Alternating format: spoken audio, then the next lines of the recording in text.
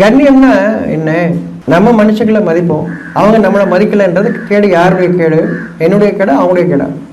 நீங்க நல்ல எண்ணத்தோடு இருக்கிறீங்க. கெட்ட எண்ணத்தோடு இருக்கிறவன் உங்களை மதிக்கவே மாட்டான். நீங்க அவன் என்னை மதிக்கணும்னு சொல்லிட்டு நினைக்கிறீங்க. இது யாருடைய கேடு? எது புரியாத்தனம் தானே இது.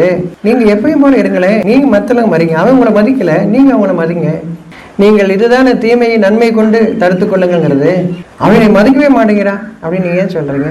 அவன் அப்படித்தான் இருப்பான். அவனுக்கு போறாம போட்டி கெட்டெண்ணம் இருக்கு, அவன் உங்களை மதிக்க மாட்டான். அப்படி செஞ்சா உங்களுக்கு மனசு துன்பப்படும் நினைக்கிறான். நீங்க எதுக்கு அதை எடுத்துக்கிறீங்க? முதல்ல அவன் மதிக்கணும் ஏன் நினைக்கிறீங்க? எல்லா கண்ணியமும் என்னுடைய இறைவனிடம் இருக்கிறதுன்னு அவனை சொல்லியிருக்கிறான் இல்லையா? அப்ப உங்களுக்கு கண்ணியம் உங்களுடைய இறைவன் தரணுமா, இவங்க தரணுமா?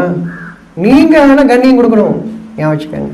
நான் மனிதர்களை மதிக்கின்றேன், அவள் என்னை மதிக்கவில்லை, அது அவருடைய கேடு. அதனால இறைவன் சொல்றான், எடுத்து சொல்லுங்க. கண்காணிக்கிறதுனா என்னை நீ மதிக்கணும், பார்த்துக்கோ. நீங்களா கேட்டு வாங்குறீங்க. அவளுக்கு புரிந்து கொள்ள வேண்டும் இல்லையா? தன்னையே விளங்கிக் கொள்ளாதவன் அடுத்தவனையும் விளங்கிக் கொள்ள மாட்டான். அப்போ ஒருத்தரை மதிக்கணும்னா முதல் உங்களை நீங்க விளங்கி இருக்கணும் இல்லையா? உங்களையே நீங்க மதிக்காதவங்க, உங்களுக்குள்ளே நீங்கள் பொய்யான வாழ்க்கை வாழ்கின்றீர்கள். அதனால அவனும் உங்களை மதிக்கணும்னு விரும்புறீங்க. அவனுடைய பொய்யை உங்களால் உணர முடியவில்லை, அதனால அவன்கிட்ட மதிப்பை தேடிட்டுறீங்க. எல்லா கண்ணியமும் என்னுடைய இறைவனிடம் இருக்கிறது. இப்ப நான் அவங்களுக்கு அந்த கண்ணியத்தை எப்பயுமே அவர்கள் தரவில்லை, அது அவருடைய கேடு.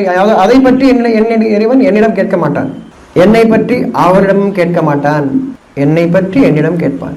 என் கண்ணியத்தை என் இறைவன் பாதுகாப்பான். நீ என்னப்பா பண்ண? அதாங்க நம்ம என்ன பண்றோம்? பிள்ளை அழுதுகிட்டே வந்தா யார் உன்னை அடிச்சா நான் அவங்க வீட்டுக்கு போறது, நீ என்னடா பண்ணன்னு கேட்கறதே இல்லை. அப்போ என் இறைவன் நான் எவ்வாறு இருக்க வேண்டும் என்று அவன் வேதத்தில் வழிகாட்டி இருக்கின்றான். ஒவ்வொரு மனிதனும் எப்படி இருக்க வேண்டும் என்று அவன் படிக்கும் போது, அவன் வேதத்தை உணரும் பொழுது, வேதத்தை எடுத்து சொல்லும் போது யாரை பத்தியும் சொல்லிட்டு இருக்காது கிடையாது. என்னை பத்தி எனக்கு அறிவிக்கப்படுது. ஏன்னா சொல்வது வேதம், அவருடைய வார்த்தை அல்ல. இது புரியணுமா?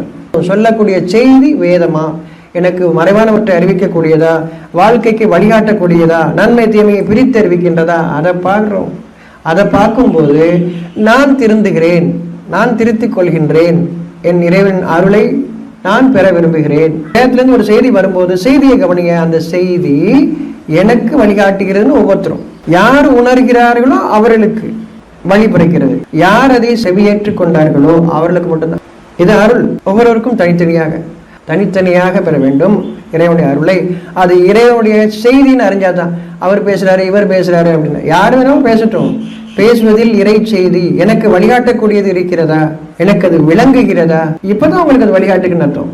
அது அருள்.